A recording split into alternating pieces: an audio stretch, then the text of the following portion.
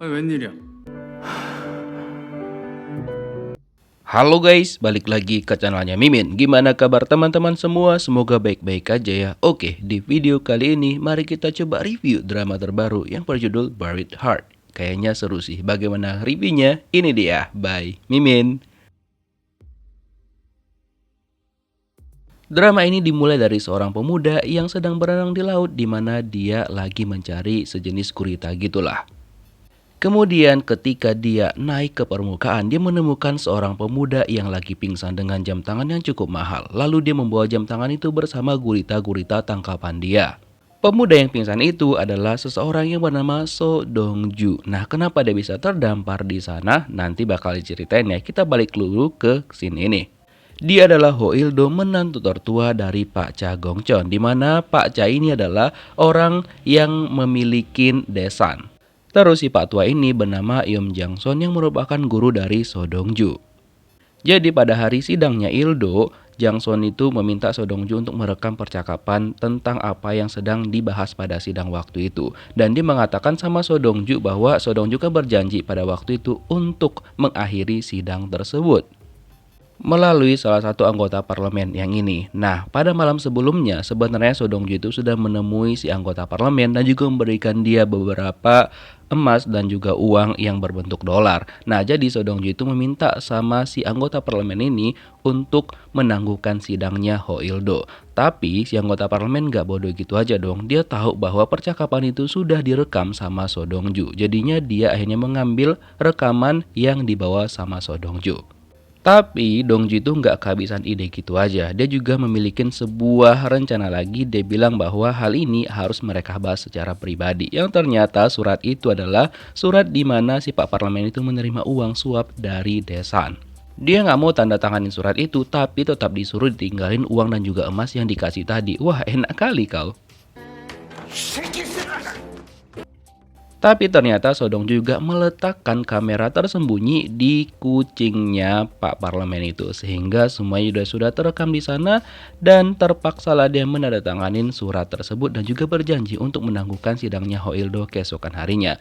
Makanya setelah dikasih kode sama Sodong Ju, Pak Parlemen itu langsung membuat sidang itu menjadi berantakan sehingga akhirnya banyaklah perdebatan antar anggota parlemen di sana sehingga akhirnya memutuskan bahwa sidangnya Il Do itu ditangguhkan. Setelah semuanya beres, So Dong Ju melapor sama Yom Jang Son dan dia penasaran bagaimana So Dong Ju menangani tentang itu. So Dong Ju bilang, ya nggak ada apa-apa sih, intinya dia cuma ngide gitu aja. Dan Il Do berterima kasih sama So Dong Ju walaupun sebenarnya dia itu benar nggak suka banget dengan karakter So Dong Ju ini.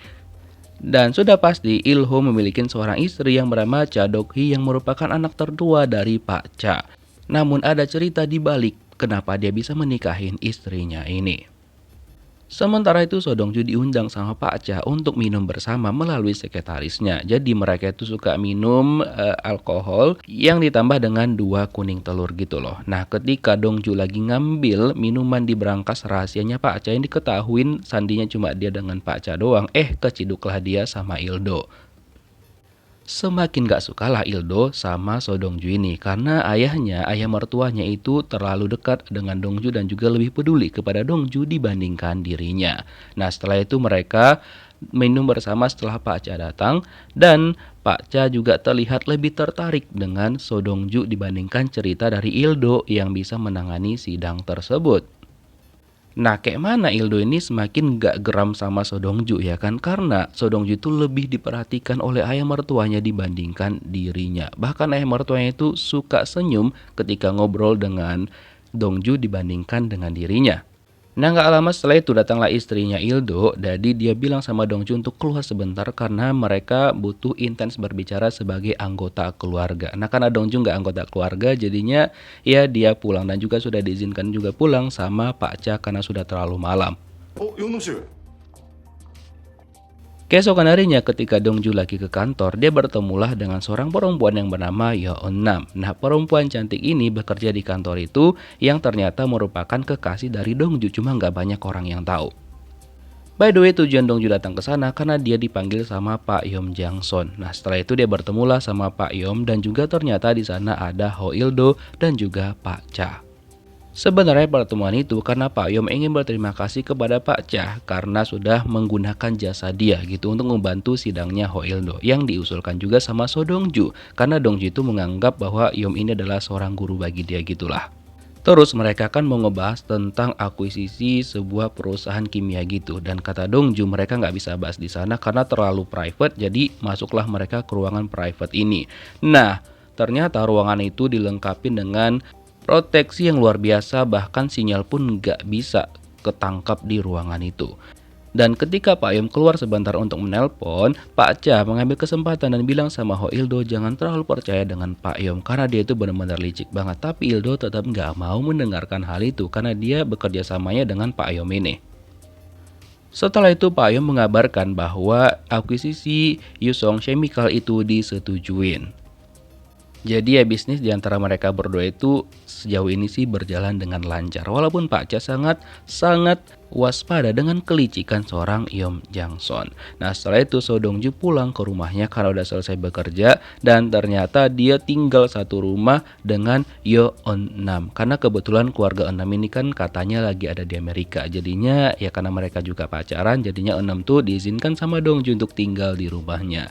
Ya mereka berdua cukup mesra dan sebenarnya Dongju itu sudah ada berniat untuk ngelamar On-nam. Nah setelah itu dia mendapatkan telepon dari Pak Choi di mana kata Pak Choi itu Pak Cha meminta sama Dongju untuk menyiapkan pernikahan dari cucunya Pak Cha yang berada di Amerika sekarang. Ya pernikahannya itu harus dibuat sederhana aja tapi elegan gitulah. Jadi Pak Cha meminta Dongju untuk menyiapkan semuanya. Nah setelah itu dia ceritalah sama On-nam bahwa dia itu diminta sama Pak Cha untuk menyiapkan pernikahan cucunya. Dan jelas saja Enam itu langsung mendukung hal tersebut dan juga memberikan semangat kepada Dongju. Keesokan harinya, Dongju pergi ke Yusong Chemical di mana itu adalah perusahaan yang bakal diakuisisi oleh Daesan yang ternyata sesuai dengan dugaan Pak Cha bahwa mereka itu nggak 100% mau bekerja sama. 수상무 왜 날 피해요? Setelah Dongju balik ke kantornya, dia didatengin sama anak kedua dari Pak Cha yang bernama Cha Guk-hee. Nah, Guk-hee ini adalah CEO dari perusahaan kimia dari Daesan. Nah, tujuan dia datang ke sana karena dia pengen mengajak Dongju ini untuk bekerja sama dengan dia agar Dongju tuh bisa berumur panjang bekerja di Daesan. Tapi Dongju bilang, bisalah nanti dia pertimbangkan. Walaupun sebenarnya itu nggak mau berkhianat sama ketua Cha. Karena selama ini kan dia itu bekerja sama dan juga sangat dipercayain sama Pak Cha.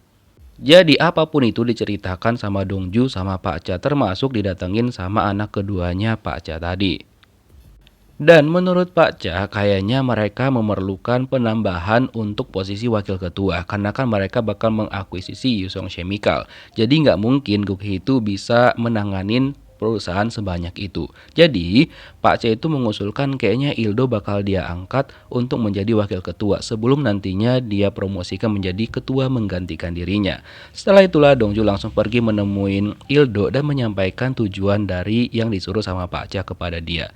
Akhirnya Ildo bilang, ya udah nggak apa-apa kalau misalkan kamu menyelidikin aku silakan pakai helikopter ini selama 10 hari. Dan singkat cerita, setelah 10 hari Dongju itu memakai helikopter untuk menyelidikin tentang Ildo. Dia mau memberitahukan semuanya kepada Pak Cha, tapi baru juga turun dari tangga dia disamperin sama Enam karena Enam gak sabar untuk bertemu sama Dongju ya kan. Lalu mereka sempat vakum cleaner cukup lama tapi tiba-tiba Dongju dipanggil sama Pak Choi dan dia harus menemuin Pak Choi setelah itu.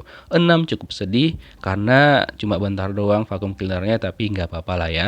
Nah setelah itu Pak Choi bertanya kepada Dongju kenapa tentang penyelidikan Ildo itu dan juga pengangkatannya sebagai wakil ketua nggak dikasih tahu sama dia. Karena notabene-nya Pak Choi ini nggak setuju kalau misalkan Ildo itu diangkat jadi wakil ketua.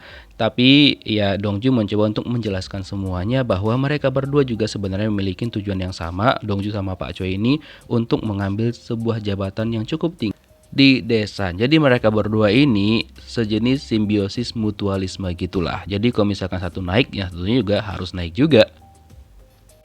Nah setelah itu Dongju balik ke rumahnya dan melanjutkan vakum cleaner tadi dengan Enam. Nah kali ini mereka sambil ya mandi berdua di bathtub ya kan.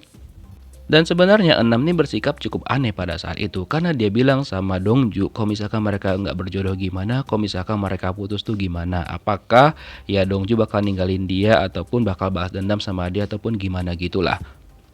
Dan karena sikap Enam yang menurut Dongju itu agak berbeda dari biasanya, bahkan ketika Enam itu mengeringkan rambutnya Dongju, karena kan itu juga nggak bisa biasanya dilakukan sama Enam. Jadi dia bertanya kenapa sikapnya Enam itu cukup mencurigakan pada hari itu.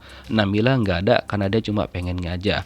Setelah itu Enam permisi sebentar karena dia mendapatkan sebuah telepon. Lalu Dongju sambil nunggu Enam bertelepon, dia mau makan roti. Dan yang agak mencurigakan adalah Enam tuh nutup pintunya ketika dia nelpon dan juga terlihat marah-marah. Dia bilang dia tuh ngerti dan gak mau mengalah lagi. Cuma gak tahu tuh kenapa. Nah setelah dia selesai nelpon, tiba-tiba aja dia mendapati Dongju itu keracunan makanan.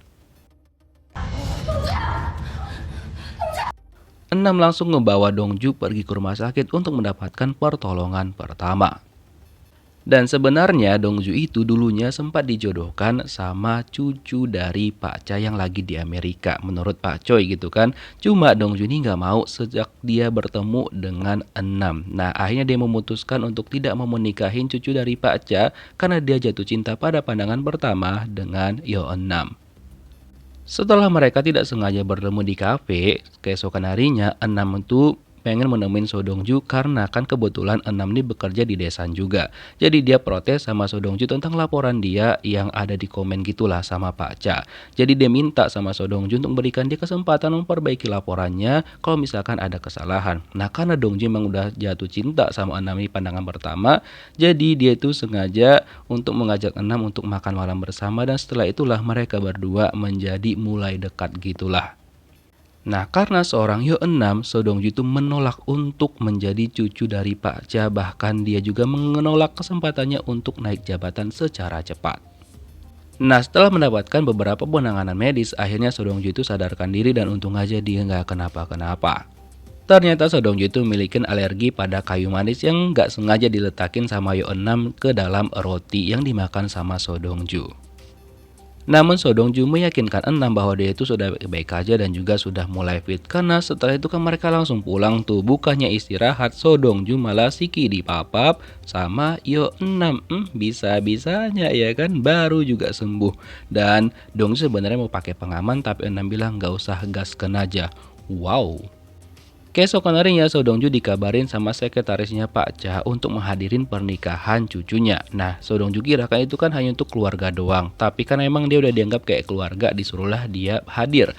Nah ketika dia lihat ke sampingnya, loh kok Enam nih gak ada, dia cari-cari Enam memang beneran gak ada, padahal dia berniat hari itu pengen ngelamar Enam juga. Lalu dia kasih pesan sama Enam bahwa dia pergi sebentar ke pernikahan cucunya Pak Cha. Nah sampailah dia ke pernikahan itu.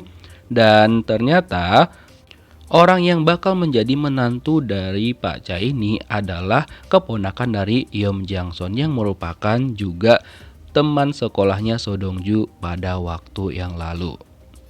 Dan terlihat bahwa hubungan mereka berdua ini kayaknya nggak teman baik, lebih tepatnya kayak musuhan gitulah dari dulu hingga sekarang. Dan Dongju nggak segan-segan untuk berkata kasar kepada temannya itu. Bahkan dia juga heran kok temannya bisa jadi jaksa agung, ya kan? Ya iyalah karena dia keponakan dari Pak Yeom yang juga seorang jaksa. Nah setelah pesta pernikahannya dimulai, pertama kan yang masuk terlebih dahulu itu adalah pengantin laki-lakinya. Terus masuklah pengantin perempuannya setelahnya yang membuat Dongju itu langsung terheran-heran juga kaget banget. Yang ternyata pengantin perempuannya cucu Pak Cha itu adalah Yo Eun-nam. Bayangin dong kayak mana Dongju tuh nggak langsung marah banget ketika orang yang baru tidur sama dia tadi malam, kekasih hatinya, orang yang dicintain tiba-tiba aja menikah dengan temannya sendiri yang bahkan temannya itu nggak akrab sama dia. Gimana kira-kira kelanjutannya, kita lihat di next episode. Thank you for watching guys, see you next video, bye bye.